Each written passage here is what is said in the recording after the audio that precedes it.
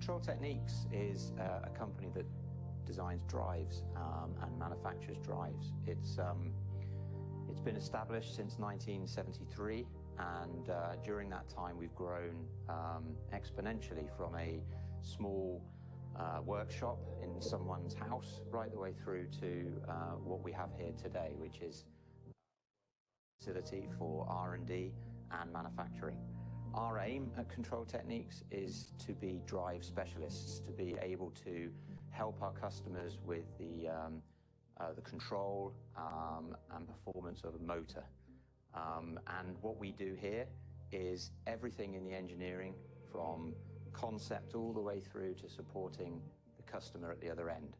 We have around 100 engineers based in our Mid Wales site in Newtown. It's a site that is located close to the Midlands, to the West Midlands, and we are a site that looks out over beautiful countryside. And as you'll see in the video, we have lots of facilities here. I think that the biggest thing about Control Techniques and the R&D facilities is that it's always a surprise to people. When they come here, when they visit here, it's always a surprise the facilities that we have in the heart of what is beautiful countryside. Control Techniques is a great place to work as an engineer. We have a very good product development process and also excellent facilities here in Newtown to carry out the design and the test of the products ready for manufacture. We have a whole range of mechanical design tools here, from 3D CAD, thermal simulation and mechanical simulation packages, which allow the design engineers to fully develop the product in virtual reality before moving on to a prototyping stage. We have excellent facilities here for testing once you do get physical prototypes, working with all other disciplines in the company to end up with a product which is reliable in the field and easy to manufacture at the right cost. The lab facilities here are world-class in our industry. We have a new large high-power lab which allows us to test our highest power rated drives, and a few other smaller labs for testing the smaller products. We work on the full range of products here in Newtown, from the smallest mass-produced drives up to the higher power, low volume production drives. I've been working with Control Techniques now for about 3 years. I've also worked here for 3 summers as a student while at university. I came here as a graduate, and I've now sort of progressed to be a power electronics development engineer. A lot of my role includes sort of PCB layout, schematics, dealing with EMC, thermal problems, and component sizings. Control Techniques is a really good sort of company to work for. They've got a large focus on training. I've been on numerous training courses, both inside and outside the UK, which also includes a 2-month placement I did in the Drive Centre in Italy. And what we do there is we look at the commissioning of new products on site. So it's troubleshooting all the issues with that and setting up and getting everything working, tuning everything to meet customers' demands. Working in Mid Wales is really good, especially if you're sort of into your outdoor activities. A lot of the guys here do a lot of cycling, mountain biking. There's quite a strong climbing group of people, so very good community feel, and Control Techniques really helps with that. Hi, I'm Principal Engineer at Control Techniques. I've worked coming up 15 years. Joined here as a graduate engineer, having gone to university at Birmingham. And I was looking to work for a global company. I grew up in the countryside, yet wanted to make a difference and work and travel. Travel is actually quite an interesting thing, and I wanted to work in the UK, but wanted the opportunities to go globally and interact globally. And I found that at Control Techniques. It's a company that's located almost in the middle of nowhere, but in such a beautiful surrounding that that attracted me, that I could live somewhere that I enjoyed, that was attractive and low-cost living, and yet I could, in my work life, be truly global, interacting with engineers across the world, and the work that I do is affecting people and customers globally.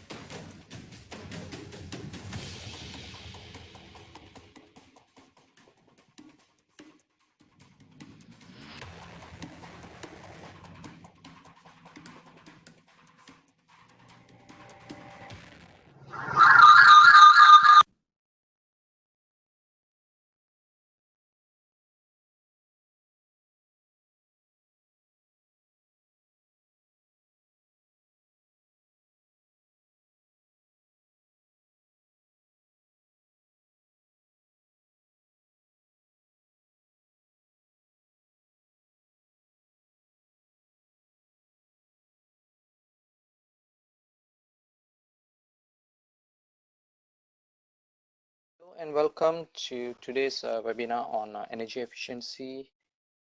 Thank you for investing your time to learn about energy and its efficiency on our businesses. Before we begin, I'd like to introduce myself. My name is Satya. I'm the Technical Manager in Nidec Control Techniques for East Asia Zone in Asia Pacific, excluding China. So without further ado, we'll move forward with our webinar today.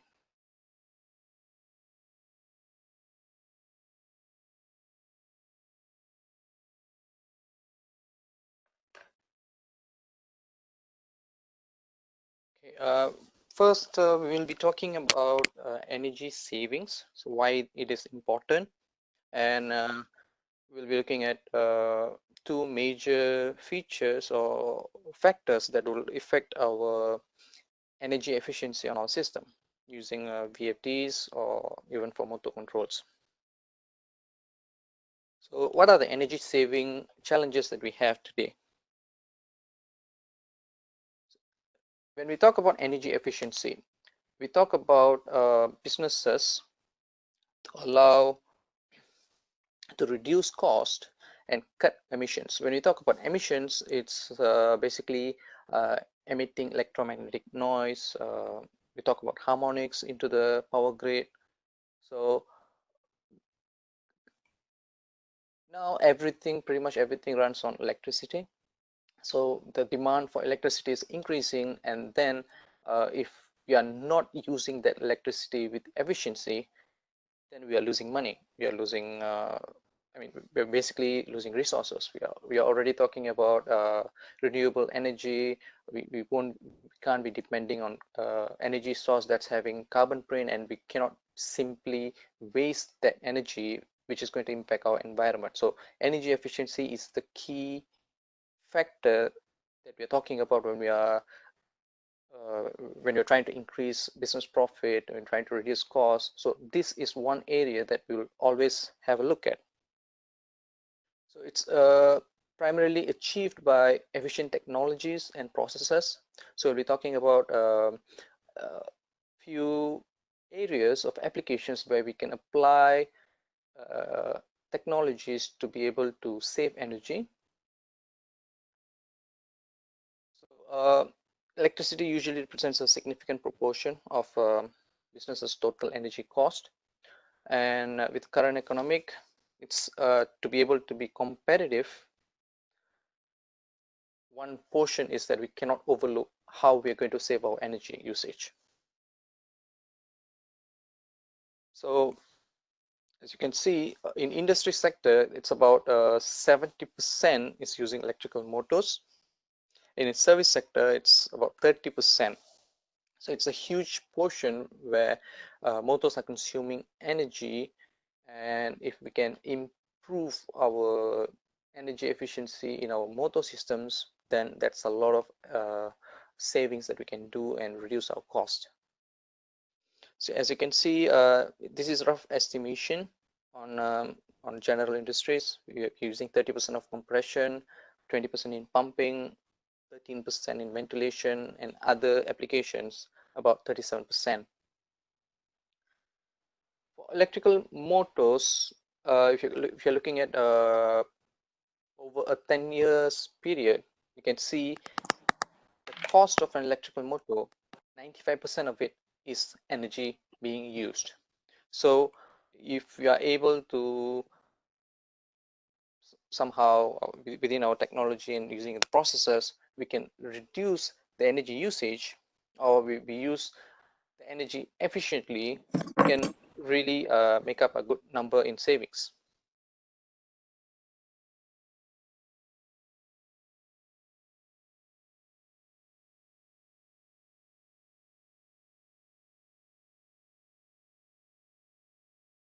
We can do based on the type of application that we're trying to apply. Okay.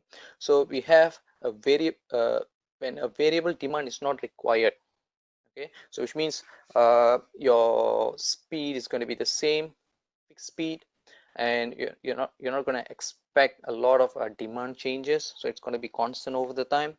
then a dual premium efficiency fixed motor is going to be good compared to a variable speed drive, because as you can see, this is assuming even with the variable speed drive that's not going to have any losses.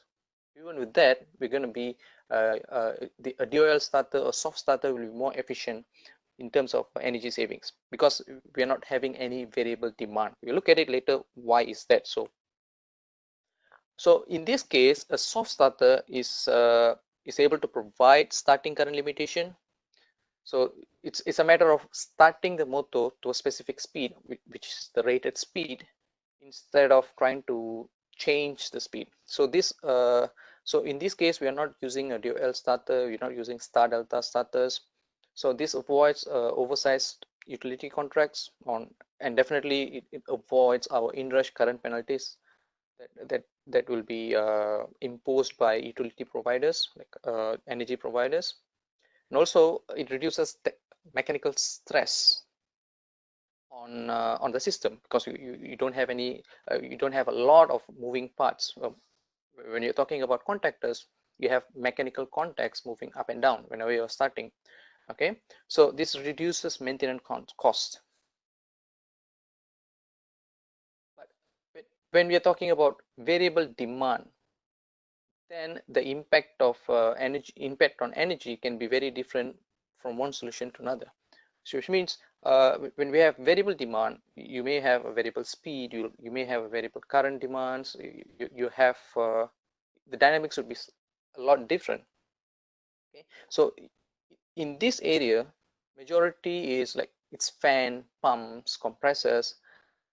That's about 2/3 of the motor energy consumption in the world are driven by fixed speed motors, but variation is achieved by throttling or damping the system using valves and dampers. Okay, so you have a variable demand, but then the motor is going to run at a fixed speed.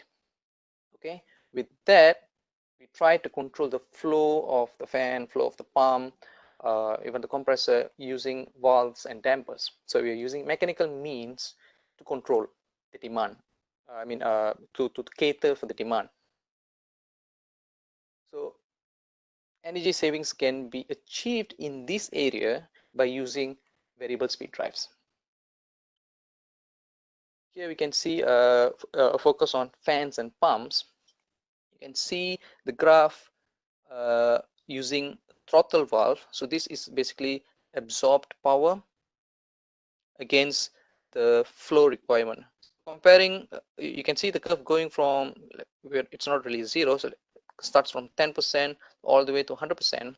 So you can see three different control measures using a throttling valves, dampers, and then using variable speed drives. At 100%, you don't really see any difference. So they're using pretty much the same energy. So that's why when you're using fixed speed application, you don't really have much savings on using a VFD or VSD. So, but when the demand goes down at 50% compared to a throttling valve, you can see a VFD would save up to almost 60% of the energy. At 85% of the speed of flow, you can see there's a 30% energy saving compared to a throttling valve. So that's the kind of energy savings that you're talking about when you're using a VFD. So this is basically entirely based on application. So if your application has is going to have a different flow rates, it's going to have a different pressure rates, so you're demanding to have different points.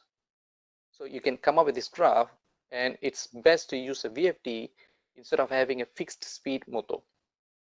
So VFD, when you're talking about VFD, is variable frequency drive, and when we're talking about VSD, variable speed drive, they're pretty much the same in terms of, I mean, from a manufacturer point of view, we'll say variable frequency drive because we're changing the frequency. From a user point of view, it's a VSD because it's changing speed, variable speed. Here you can see on a air or refrigerant compressor. You can see the throttling control, and you can see usage of variable speed. At 50%, you're pretty much saving about 30% of energy. So this is basically the graph that shows the kind of energy that's being saved at 40% demand, 50%, 60, 70, 80, and 90.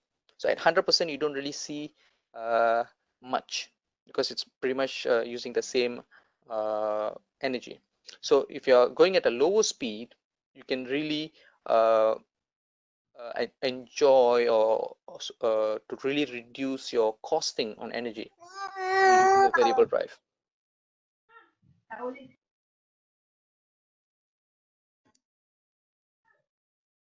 So what we looked at now is simply energy saving by using a variable speed drive or variable speed technology into an application where a variable demand is required. So now we'll be looking at power factors. How does power factor work? I wouldn't say how does it work. We will try to understand what it is and how does that impact on our energy efficiency.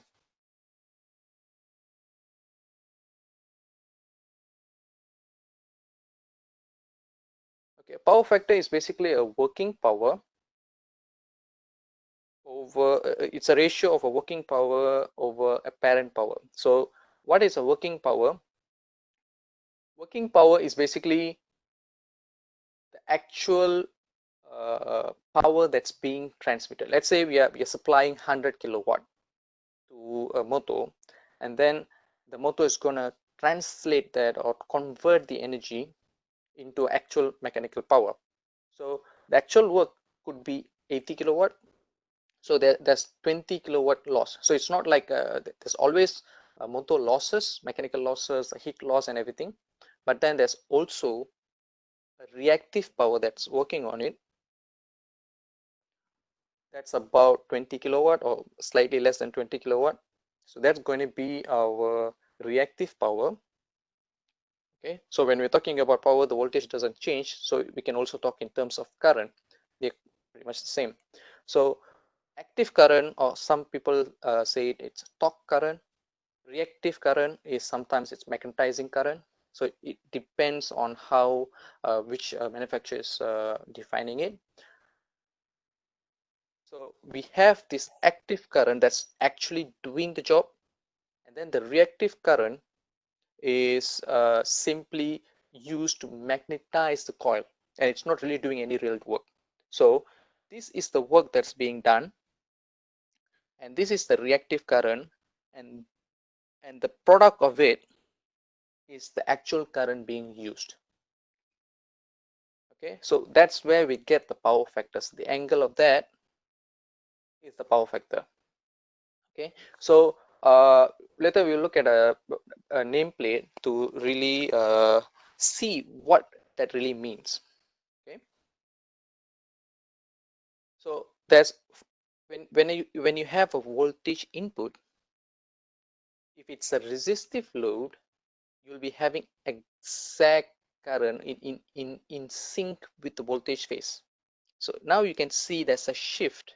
So that shift is because of this reactive component to it. So you have a shift. If it's it could be a capacitive load, it could be a inductive load. So on an inductive load, you have this. If it's a capacitive load, then you have the current going this way. So either way, whether it's capacitive or inductive, you're going to have power factor. The power factor will not be 1, which means the total current will be always more than the actual current that's doing the job, or which is moving the load or whatever it is. Okay, so if it's a capacitive load, we will need to adjust or correct it with the inductive measures. If it's an inductive load, then we'll need to correct it with the capacitive measures, and so on. Let's look at this. So this is a typical nameplate of our Leroy Sommer motor, you can see a cos phi. This is the power factor. So a 0.86 meaning it's 86% of the current that we're injecting to the motor is being used it's being used to actually power the load, or to move the load, or to actually generate torque and so on. So if it's 0.83, it's 83% of, let's say the load rated current is 3.3. So the actual current that's being used for work is about 2.7 ampere. So the rest of it is simply magnetizing current. We lose that, so we're not really using that. So on utilities, utility providers will be they may have, like, let's say I think in TMB in Malaysia is about 0.85 for consumers, for industries is 0.9. So if you go below that, which means we provide 3.3 ampere. This is a very small motor, 0.75. Imagine that's a 750 kilowatt motor. That's a lot of numbers. Okay, so that's a lot of current that is not being really used to do the job, but it's simply being wasted out. So they will be required to correct the power factor, because this is going to affect the power utilities. Okay, so that's one portion of power factoring. And then we have efficiency. So when it's a motor, we have power factor because it's an inductive load, and then we have efficiency. So in this efficiency, we'll have the motor will be losing power in terms of heat, in terms of mechanical losses, in terms of friction in the bearing. So all of this would be coming into play, and the efficiency may be sometimes it's given in the nameplate, sometimes it's not, so it's easy to calculate in this manner. So the power is the kilowatt rated, 0.75, and square root of 3 is basically, when we're using 3-phase, that's a factor that we need to use. Voltage times current, rated voltage times rated current, and then the power factor. So in this example, you can see that's a 750 watts, 750 watts. 1.73 is the square root of 3, 220 volts, and then 3.3 ampere, and 0.86 power factor, which gives us 70% efficiency. Okay, so we are going to lose 30% of the energy inside the motor. Okay, so plus we'll be losing about 14% of the current because of the power factor. We're not really losing it, but it's there just to support the application because it's an inductive load. That's about it. So there are ways to correct it. So we'll have a quick look at it. But before going into that, just to give a better idea with an analogy, let's go for take a beer. Okay, so what's actually the beer is this portion of the beer is the actual useful power. It's actually the beer. So it's useful power, the energy is doing job, doing the work, moving the load.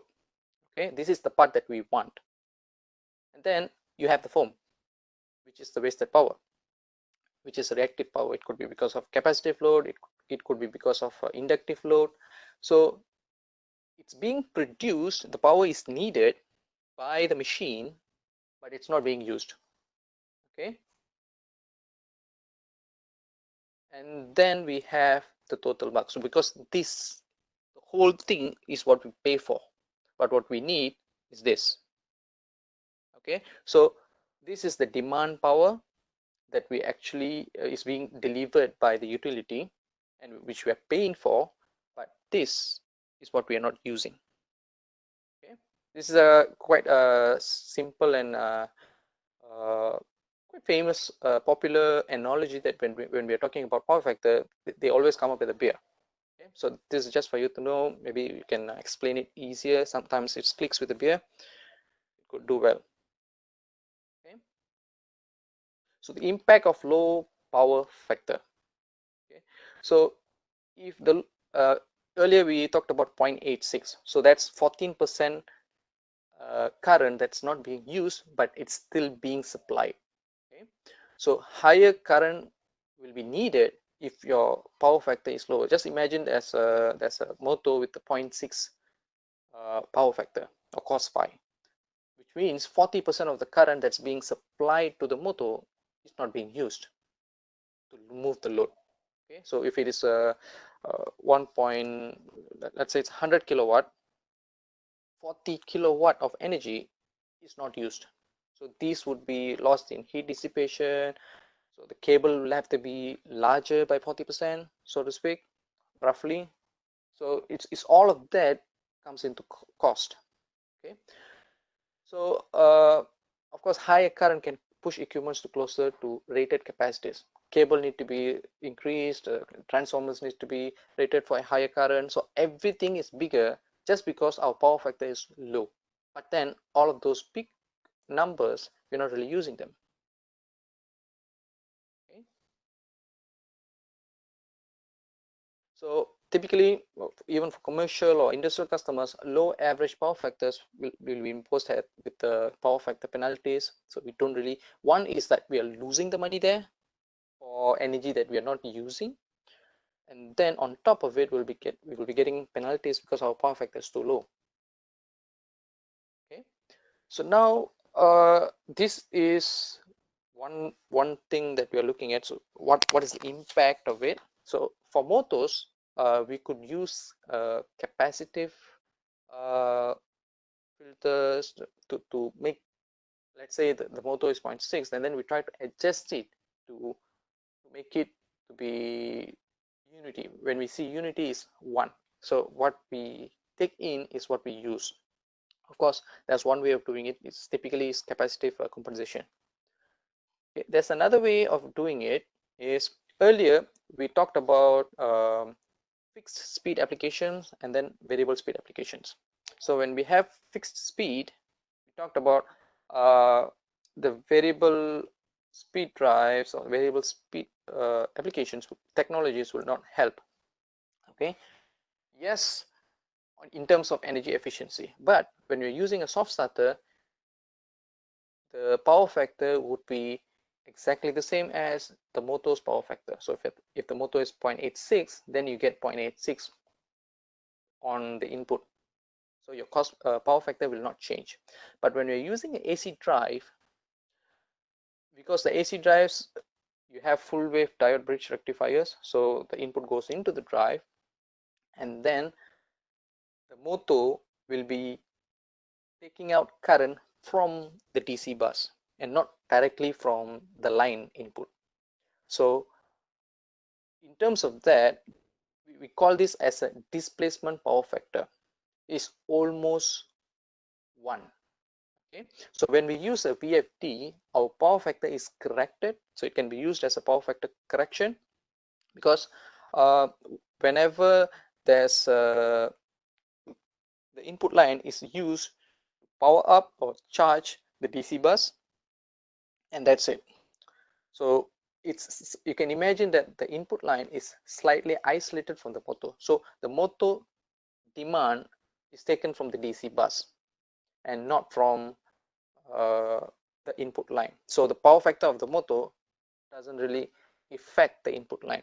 So using a VFD makes it a power factor. So because even if the motor is running at lower speed, the input line current drops nearly proportional to the speed, and at 0 speed the motor still can produce rated torque, but the required line current will be nearly 0, because you're just charging and the DC bus is just holding there, not moving the motor, but it can still supply the torque without really demanding it from line input. So basically a VFD can be a power factor corrector. Okay, so there will be little mechanical power, so the power to the motor and the drive efficiency losses, those are the one that's being used from the input line, and not like there's no, the input line goes in and then directly to the motor. No, the line is only to power up the DC bus, and the drive will have some losses, so power will be used for those requirements. Okay, so you can imagine that when we have, earlier we talked about fixed speed versus variable speed. So variable speed, you can have energy savings in terms of application saving, and then you can also use VFDs as a power corrector for fixed speed applications. But then it's not always like you put one technology and then everything solves everything, right? So there'll be always something else popping up. So when you're using VFDs, you will have harmonics into the questions. Okay, so there will be harmonics. So we'll look at harmonics later on. So I mean in a while. So first is you can use different technologies to save energy, and then we look into power factor corrections, and then we look at harmonics. So what is a harmonic? We may hear a lot of harmonic here and there. So this is harmonics, harmonic, then it's almost interchangeable with a THD, total harmonic distortion, and so on and so. So first we try to understand what is a harmonic. Harmonic is a member of harmonic series. So when we say series, which means there's a lot of, let's say, a continuous set of numbers that come into play. It's typically a repeating signal like a sinusoidal. So our AC signal, input signal, let's say for European or most of the countries, it's about 50 hertz. And then you have 60 hertz for US based companies or utilities. So 50 or 60, it's a sinusoidal signal. Okay, so once you have a sinusoidal signal, it's going to repeat. So 50 hertz means 50 times in a second, and it keeps going. Okay, so the harmonic is always, okay, once you have 50 hertz, that's the fundamental frequency of a harmonic series. Then you can have 100 hertz, which is times 2, which is the second harmonic, and then you have third harmonic, which is 150, and then fourth harmonic is 200 hertz, and so on. Okay, so for example, this is what we discussed, fourth harmonic and so on. So you can have 25th harmonic, which is about 1250. You can have 50th harmonic, and so to speak, the number is endless. You can reach out to infinity. Okay, which means if you have played musical instruments, you may have heard of octaves. You may have C, and then C first octave, second octave, third octave. Those are the harmonics of it. Okay, so they're pretty much the same, just that it's let me, they are how to say it in simple terms, it's they're multiples of the fundamental frequency. Okay, your fundamental frequency could be 100.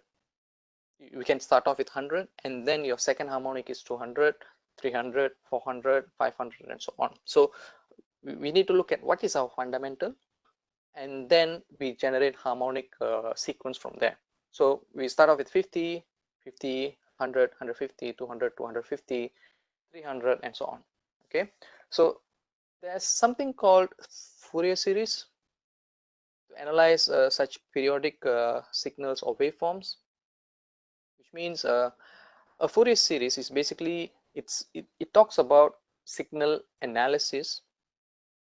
So any periodic signal can be represented in multiples of harmonic.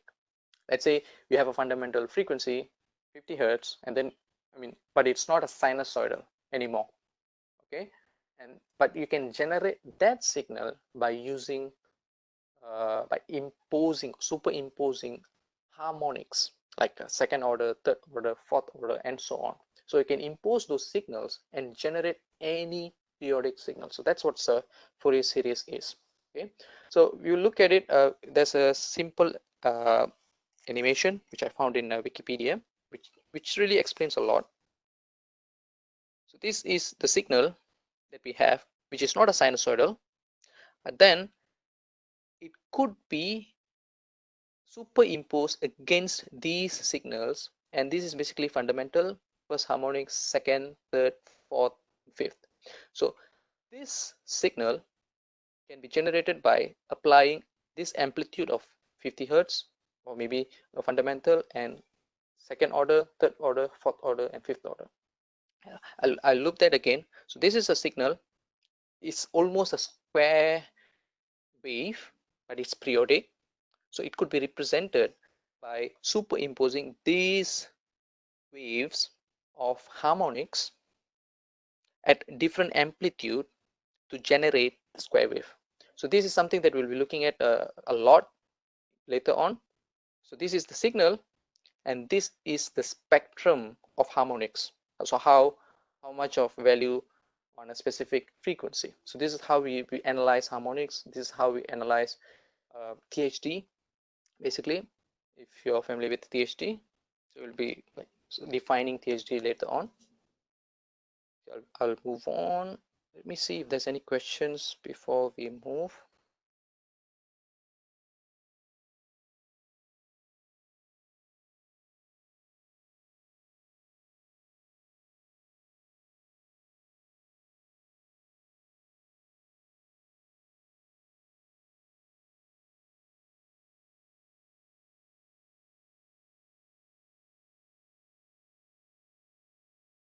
Okay.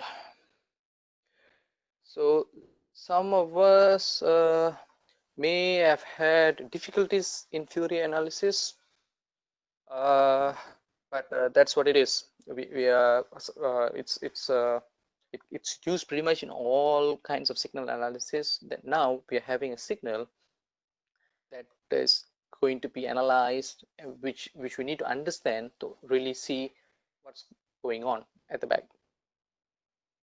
Harmonics and drives. So why do we have harmonics and drives? So why do we have harmonics? A drive will have a bridge rectifier. So when we are supplying to the drive, the signal will be distorted. Okay. So we are supplying to the drive, and then the current goes to the bridge rectifier, and then it goes to the DC bus, which is smoothed by a capacitor. Maybe for a 2.2 kilowatt drive, there's an inductor in between. Then it's chopped up in inverter stage, which uses a PWM to really generate the output. Okay, so that's what a VFD is. But in principle, this is the rectifier, this is the output stage, this is the DC bus. Okay, so this is the output, which is not really a sinusoidal. And once your current goes in here, it gets rectified, and then you have charging the capacitors, charging the DC bus, and then the signal from here is pretty much until here.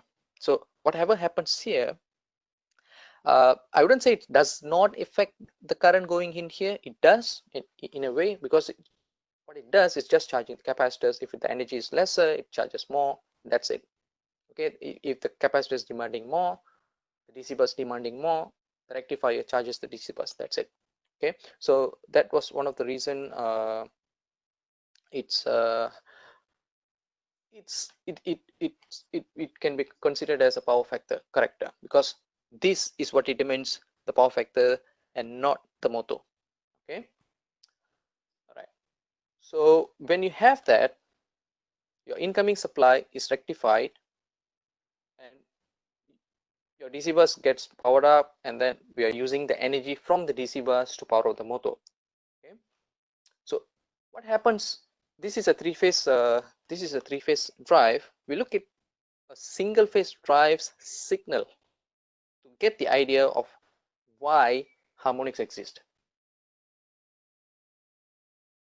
So the current flows in pulses at peak, and it's in line for multiples of 50. Okay, this is what we see.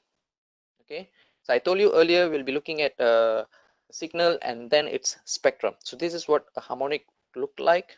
This is how we look at harmonics, but here we don't really see how does harmonic happen, right? So you can see this is the voltage supplied, a sinusoidal. So assuming we don't have any notches, we don't have any decibel, sinusoidal voltage supply, okay? And then this is your current when you're using a rectifier. Okay, why? Because a rectifier is a diode is basically one-way traffic. So from anode to cathode, you have to have higher voltages from anode compared to cathode, right? So it's one-way traffic. If the voltage is not high enough compared to the cathode, so you don't have a forward bias, so you don't get any current going through, right? So because if a capacitors, let me show again. So if your voltage here is 400 volt, and then you're supplying another 400 here, so 400 you don't have any current supply. But once you have 401, let's say the diode's forward bias forward voltage is 0.7, you get about 0.3 volt of forward bias. So you get a current flow from here to here. So that's when your capacitor is having 400 volt. Let's imagine your capacitor is having 575. So you must have a voltage here, or a specific point in voltage in your sinusoidal curve to be more than 575 to be able to have a current of 475.7 to actually have a current flow. Otherwise you don't get current flow, right? So that's what we lose when we're using rectifiers. As you can see, the current is like spiking up over here in about an area which is slightly higher than the capacitor's voltage. So if you are running the motor with high load, then the DC bus is going to drop. You will have slightly higher current over here, like a slightly curved up curve. But when it's free running, the DC bus is very stable, and then you're going to get this very sharp spikes on current. This is what we have. So yes, this is periodic. This is going to repeat over time, so it's periodic. But then it's not sinusoidal. But from a utility point of view, earlier we saw if I have my voltage and my current is supposed to follow a similar curve or similar sinusoidal output. If I don't have that, then I'm going to get some issues, because what I'm supplying is a sinusoidal curve, but what I'm really supplying is this. So how does that impact the utility? Earlier we saw any periodic curve can be generated using harmonics. Okay, here we see since these circles, these curves are equal on a negative, positive and negative are equal, then of course there may be some imperfections. So we have very low level even order harmonics, which means you don't get second order, you don't get fourth order, you don't get 6, 8, 10 and so on. So all of the even numbers are not there, or they're very negligible. You start getting inputs, you start getting at third harmonic, fifth harmonic, seventh, ninth and 11th and so on. So you can see, you can imagine this is the fundamental, this is at 50 hertz, and that's at 100 hertz, 150 third harmonic, 200, 250 and so on. So this is for a single phase drive. Okay, so we'll look at three-phase drive. So three-phase drive has lesser harmonic current compared to the single phase, because we have two peaks that happens compared to a single phase. So because of the existence of second peak, we get rid of the multiples of 3. Earlier the multiples of 2 was not there. Excuse me. earlier we saw on a single drive, we didn't have any 2s, 4, so multiples of 2 was not existent or negligible. Then in 3-phase drive, we don't have the 3s, the 3, 6, 9, 12, 15, 18, and so on. So these does not exist. So the most significant harmonic is 7th and 5th and 7th. So this is what you get. I didn't put a comparison with the voltage. So this is what you get because you have 2 phases going in. All right, there'll be a charge. The current would be going in 3 phase. So you get 2 peaks like this. Okay. So the whole idea of power factor and harmonic is to get as close as the voltage phase, or it must be same. It must be a sinusoidal, a pure sinusoidal. A pure sinusoidal is going to give you a power factor of 1. Your harmonic effect is going to be 0. So that's the ideal. But we have moved forward, like we correct the power factor using the drive. But then since this is the inductor motor, we still need to correct the power factor. We are done with that, and then we're going to have this, okay, harmonics, because we are using a rectifier. This is not just for VFDs. Any circuits that use rectifiers, like a computer, personal PC, okay, you're going to supply 3-phase input, then there's a then there will be a rectifier inside trying to change that. There will be 24 volt, 12 volt, 5 volt, 3 volt. So there is a rectifier. So any equipment that comes with a rectifier is going to see this, because this is a comparison for a single phase drive. So single phase drive is pretty much the same as a single phase rectifier. So you're going to get this. So not just drives, all the equipments that use rectifier is going to see this. Okay, so here you can see the 2 is not there, second order is not there, third order is not there, fourth order is not there. You start with 5th, and then 6 is not there, 7th, 8 not there, 9 not there, 10 not there, 11, 12 not there, 13, and so on. So ideally you have lesser spike, because we are missing third harmonics, and then the even harmonics. So these are missing. So 3-phase drives offer a better harmonic numbers. Okay, so we'll be looking at ways to reduce this, but before that I'll try to look at questions. We may overshoot a bit on our timing. The VFD starter, does the main supply line power factor remain constant always? Okay, because we are talking about power factors and then harmonics, a true power factor would be dependent on power factor and also this harmonic, because when you're talking about harmonics, it's pretty much a distortion factor. So there's a power factor, displacement power factor, and then there's a distortion factor. So a multiple of these would be actual true power factor. Okay, so that's what we're trying to achieve. So we have displacement power factor close to 1 when we are using VFD, but then we also need to correct the harmonic part of it. So we will see what are the measures that we can take to improve our distortion factor, or THD. What will happen to VRD if harmonics is I, if VSD is, if it is I? Okay, so if the harmonics are high, we'll have basically we introduce frequencies that did not exist from the utility. So utility sent us like they are giving out a signal of 50 hertz, and then you're putting up 100 hertz. You're putting up, okay, 100 hertz doesn't exist. Third harmonic doesn't exist if it's a 3-phase drive. Fifth harmonic is about 250 hertz. Then the 7th harmonic is 350 hertz. So we are introducing these low frequencies into the grid. Okay, so that is one of the reasons why utilities really emphasize on making sure the harmonic, the THDI is low.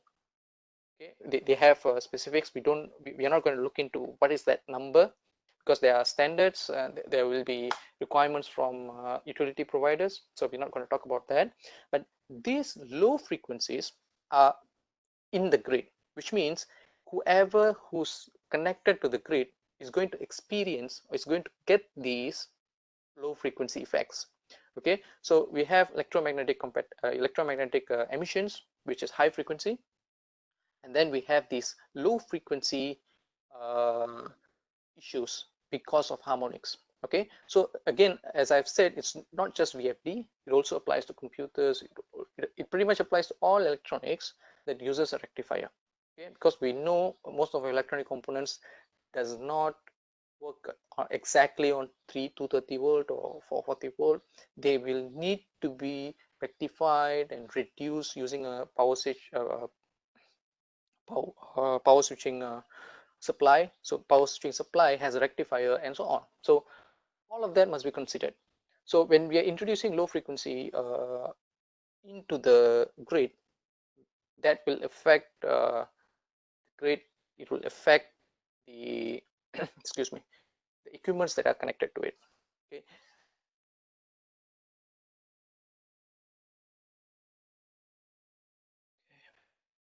So we'll move on to how to read. Okay, well, there's one more question. Is that possible to keep the power factor to exact one in an industry anywhere? If yes, then how? Yes, we can make the power factor to exact one. I mean, close to one. Exact one is I wouldn't say, because there's always imperfections in loads. So I wouldn't say exact one, like 99%. The drive is already having a displacement factor of 1, close to 1, more than 99%.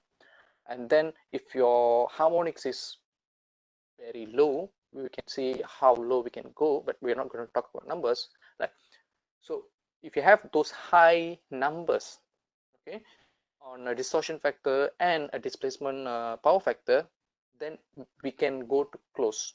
Okay, so these are the two factors that we have. Okay, look at next. Move on. Okay. First we'll look at the simplest. Okay, saying simplest undermines the effect of it. So we will look at the easiest ones to do with drives. One is AC line inductance. The addition of AC line inductance improves the current waveform. So basically, whatever measures that we're going to take is to make sure our current input is as close as a sinusoidal. So that's what we're trying to do.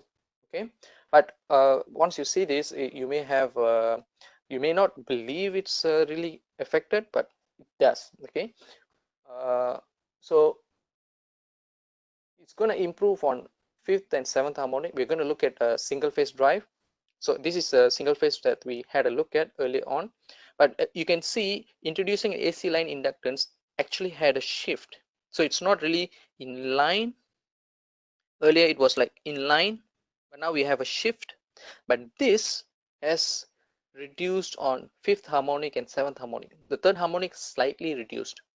Okay, let me see slides.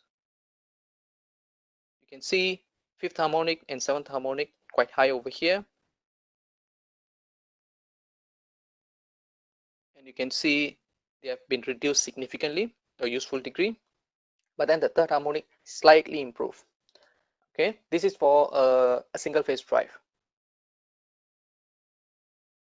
So since AC line inductance, I mean, for three phase rectifier, we already did not have a 3rd harmonic, so AC inductor would be very useful for 3-phase drives. Okay, so in this example, we're using a 2% AC inductor. This is the highest recommended value from our factory, from our manufacturer. Usually it's 2%. So because otherwise we'll be losing out some output voltages, because the inductor is going to take out some voltage before going into the drive's DC bus. So we lose out some voltage output. So there's always here and there. So here, yes, again, we have that shift. Then you can see similar effect. Since we don't have the 3rd, then we'll see significant harmonics reduction. This is AC inductance. And then there's DC line inductance. Typically, a drive rated at 4 kilowatt or more usually has a inductance, DC inductance within the drive. So the DC inductance is actually from the rectifier section. Earlier we saw, let me show you.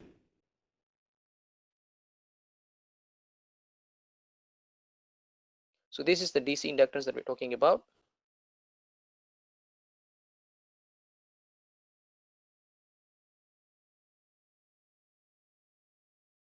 So, but we're looking at a 1.5, a hypothetical 1.5 drive to for ease of comparison.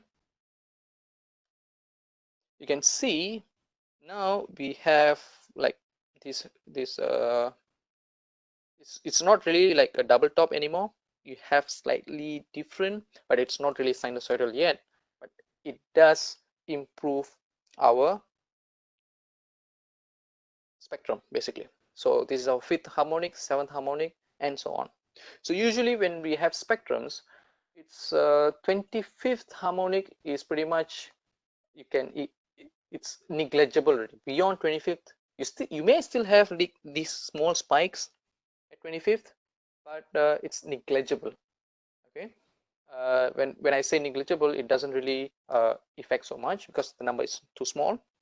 Otherwise, we'll be calculating or measuring currents towards infinity. So yes, it does exist, but it's like in a small amount. If you're really going to get 100% THDI, you want to calculate everything, it's going to be endless task. So we stick to 25th. Sometimes we go up to 50. It depends. Okay. So this is just using DC inductance, and it can be improved further if AC inductance and a DC inductance is being used. Okay. Now we look at a 12 pulse rectifier. So this is one of a good way to freely reduce. So you can see it when we are saying, you may have seen some specification that says a 12 pulse rectifier is needed in the drive, but then you got to be careful, because if you're going to generate this is the 6 diodes that we had earlier, and this is another set of 6 diodes that goes into the drive. But it's important that you have a star delta winding transformer in between. So this is our supply, let's say. Then you must have the phase shifting transformer. If you don't have this, and let me show you on the slide. Okay, so this is the 6 diode, and imagine you have another 6 over here, and then you just like make a parallel connection to it. It means nothing. It doesn't really do anything. Okay, so what you need to have when you're using a 12 pulse rectifier is you must have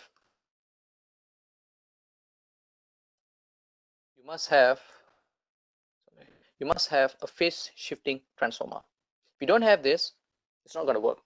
Okay, so you can see have a relative 30-degree phase shift, which translates to 180 degrees on a 5th and 7th harmonic, as well as 17, 19, 29, 31, and so on. Okay, so these harmonic are cancelled in this transformer. So if you don't have this transformer, these numbers 5th, 7th, 17, 19, these are still going to exist. So you're not going to really see any difference, right, compared to a 6 pulse rectifier. So we don't really say 6 pulse rectifier on the usual drive because that's the standard for a 3-phase drive. So once you need a 12 pulse, they specify a 12 pulse rectifier. But be careful, if you're expecting good results using 12 pulse rectifier, you need to have a star delta winding with a phase shift. If you don't have that, it's not going to work. Okay? So we see what kind of signal that we get if you're using 12 pulse rectifier. So this is what we get. So this looks more like a sinusoidal, even though we have distortions here. Okay, but it still looks closer to sinusoidal, and you can see you don't see any like spikes here, spikes there, because you already removed 2, 3, 4, you had 5 and 7. The 5 and 7 are missing now because we are using the phase shifted transformer with a 12 pulse rectifier. So it does not exist anymore. Okay, so it not necessarily means that we need to use this setup or this DC rectifier to a single drive. You can take that output, because after these rectifiers you have a DC bus. So that DC bus can be shared between drives, depending to making sure that rectifier is sized up to support the capacity of these shared drives. Okay, as long as you have a similar load at all time. Otherwise you'll have different times that the rectifier is going to charge, so you'll have some issues, but not necessarily a shared load, but similar load at any given time. So in that case, you can have a 12 pulse rectifier with a sharing DC bus and connected to multiple drives, and you'll be able to get similar results. So this is quite significant. You can have a quite significant reduction in harmonics. Then we have filters. So we looked at 3 different categories. It's like improving harmonics in terms of higher efficiency. Of course, it's going to get costlier and costlier and costlier. We have passive filters, which is typically a low impedance filter, series tuned and connected parallel to the supply. This is basically to have the current at those frequencies. Like now we are having 250 hertz. So current at 250 hertz will be filtered, or it will be circulating within that filter, so it doesn't go into the grid. So it's basically like sucking up all those excessive frequencies. So it's going to filter it out instead of trying to smoothen that. Okay, a power correction bank with additional series inductor, typically tuned to 5th and 7th, 11th or 13th harmonic. So this is like, if you're focusing, these inductors need to be designed to focus to take out the 5th or 7th harmonic. Earlier we talked about, we have 50 hertz supply, we have 60 hertz supply. So when you have a 50 hertz, then your 5th harmonic is 250 hertz. And then your 6th harmonic, your 7th harmonic is 350. But when you're using 60 hertz supply, your 5th harmonic is 300, and then your 7th harmonic is 420. So your inductors must be designed to filter at those frequencies. Okay, so this also provides a lagging displacement factor.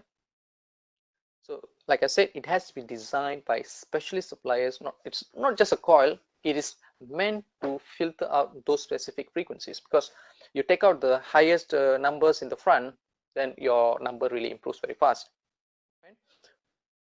So no more than one filter should be fitted into a given LV supply. So this can create a resonance at unexpected frequencies. So they may resonate and then blow up our control circuits. It could happen because we have multiple, because we are playing with frequencies. Frequencies resonates. I still remember there was a case, but it could be false, that Tesla had a frequency generator which actually shook a building or something like that. So frequencies are good to play with, but you really need to know what we are doing with it. Otherwise, we could mess up a lot. Okay, so it's helpful, but generally expensive, and it could be troublesome if you're not careful. So it has to be done with the specialist advice. So we are pretty much like those who are already doing harmonic filters, they know what they're doing, so it's good to refer to their advice. And then we have active filters. Earlier we looked at passive filters. Now we're looking at active filters, because we have power electronic techniques to cancel out generated harmonics. Okay, so these avoid the leading, phase angles, circulation of pre-existing. So earlier we had passive filters. One problem is if the line is already filled up with noise, already filled up with multiple frequencies, and we are trying to put it in, then that could generate issues trying to mitigate, because we already have those frequencies, and that's going to circulate within the filters, and then we are going to generate some frequencies. Like it's going to conflict. It's going to be difficult to fix in a pre-existing grid that has frequencies. Okay, but these active filters will reduce that complexity of that. But of course, active filters are complex by themselves. But our job is just going to fix it, and then it would work. Okay, so they are only sized to run at to reduce the current at certain frequencies. So they're not really you don't really need to size them up to your fundamental frequency. Let's say we're running at 100 amps. It doesn't really need to be sized at 100 amps. It could be lower to meet the fifth harmonic, the seventh harmonic, and so on. Okay, I'm a little short again. Give me another few minutes. I'll be done with the slides. So active input stage,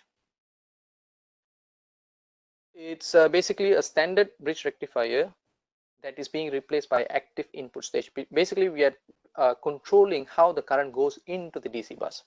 So we have active, not just supplying on a passive diode. It's a controlled switch that allows the current go in. So the power factor is 1. So you were asking is how to get a power factor of 1. So this is how we do it. So we're using VFD. Okay, we get it 1. Then we put an AFE. So sometimes we call it active front end. So active input stage. So with this is we get unity. We get 1. So this is how we do it. Of course, this is as expensive as the drive. So you have a drive. This is going to cost as much as another drive. Okay.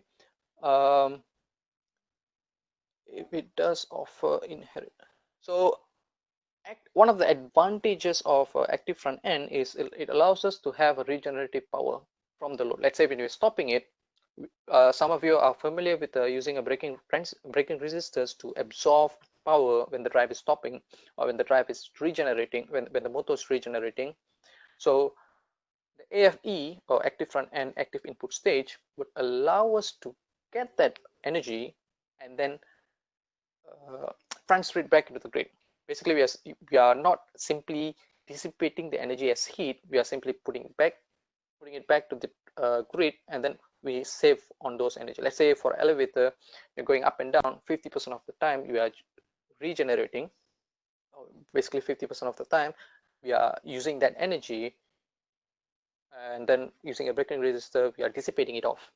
So instead of doing that, you can have an active front end, active input stage. So you improve your harmonics, and you can use that to basically regenerate those powers, and your power consumption will be close to less than 40%. I mean, you can reduce 40 to 50%. I wouldn't say 50%.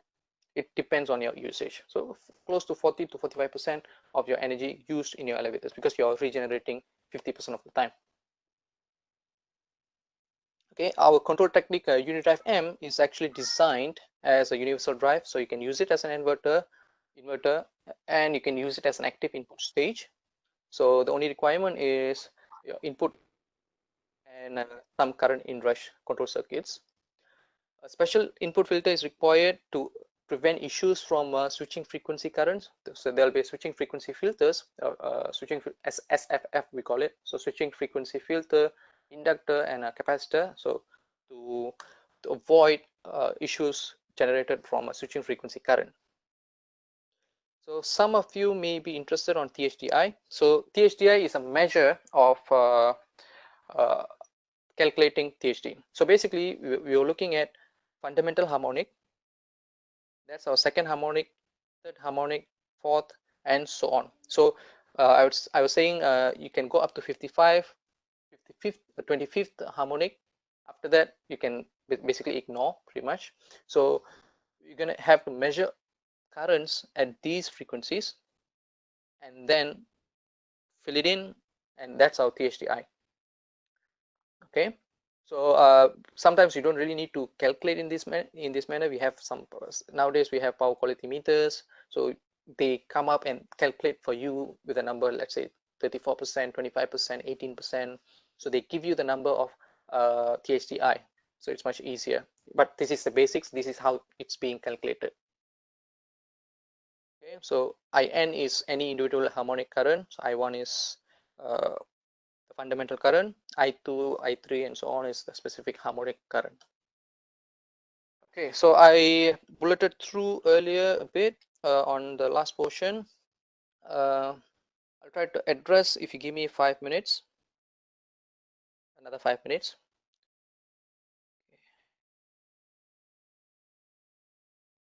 Okay. How we do this is we don't use capacitor banks on lines which are connected to VFD. Okay, the capacitor banks can be used to improve capacitor the DC bus capabilities, but the drive already has a capacitor bank within. Usually comes with a capacitor bank. I've not seen our drives come with a capacitor bank, so you don't really need a capacitor bank unless you wish to have a longer power down time, improved capacitor DC bus capabilities. Yes, you can use that. VFD's display level of harmonics. Measuring harmonic takes a bit of technology because you're really measuring current at different frequencies, pretty much like a spectrometer. So usually we would suggest that people install or use power quality meters. Okay, CT drive more than 4 kilowatt. Somebody has asked if it's more than 4 kilowatt, we use AC or DC choke. No, the slide simply said usually typically the 4 kilowatt comes with a DC choke, but we were discussing that if you already have a DC choke and then you use a AC choke outside or AC inductor on the line side, input line side, then it would be better. That's what we discussed. What great harmonic filter? Okay, I'm not sure what exactly that means, but the Nidec VFD depends on the sizing. Some of them come with a DC choke, some of them come with a AC line choke. At higher drives, at higher sizes like 200 kilowatt, so we'll have to install external, because otherwise it's going to be very large drive and very heavy drive, which is going to complicate the installation, and the panel is going to be big. So it's much convenient at higher sizes that we use filters outside. So I'm not sure what it means by great harmonic filter. Nidec manufacturers single phase drives. So single phase, we have single phase input drives, but if you mean a single phase drive to run a single phase motor, we don't have it.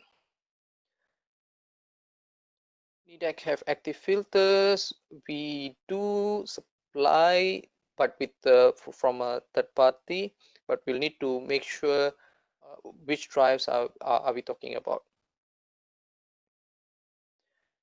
Let's share this PPT. This PPT will be the PowerPoint slides will be shared in terms of PDF form. So you'll get this. Filter shall put up upstream or downstream of the power supply. Okay, this really depends, because if you have smaller drives, a lot of small drives, then it's good to have an upstream passive filter or an active filter.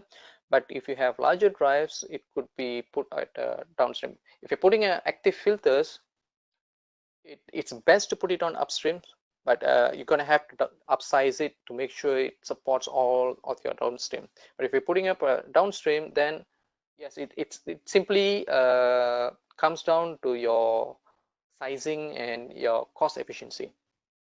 But it's advisable when you have smaller sizes, it's good to put it upstream. Adding inductor in line supply to control harmonics, will it impact the system overall efficiency? Adding inductance,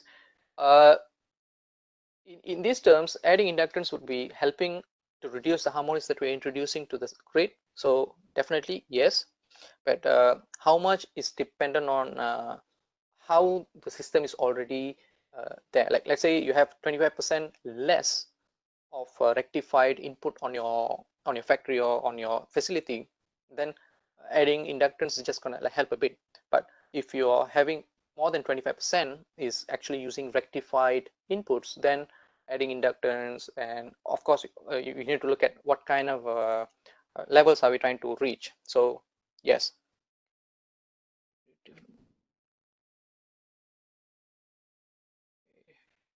PF to unity when the motor running purpose, yes, the power factor to unity is the best case is using an active input stage or active front end, but yeah, but it's costly, but it's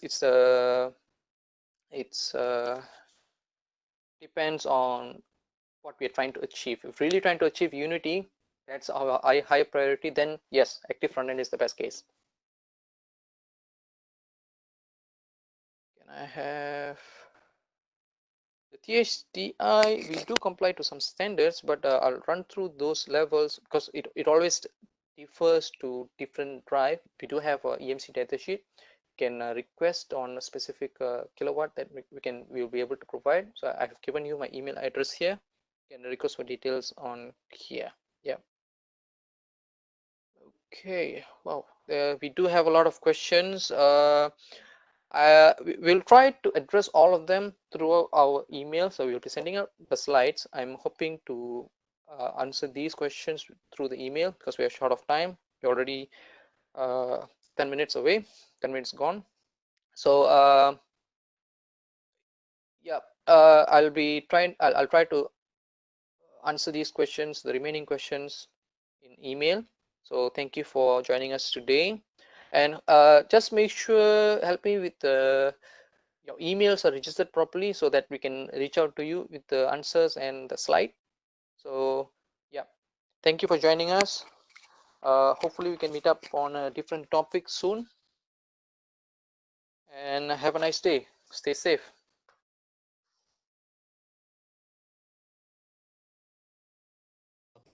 Thanks a lot for your sharing.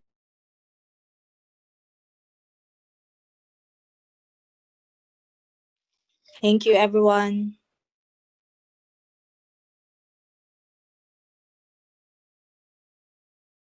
Thanks a lot. Thank you.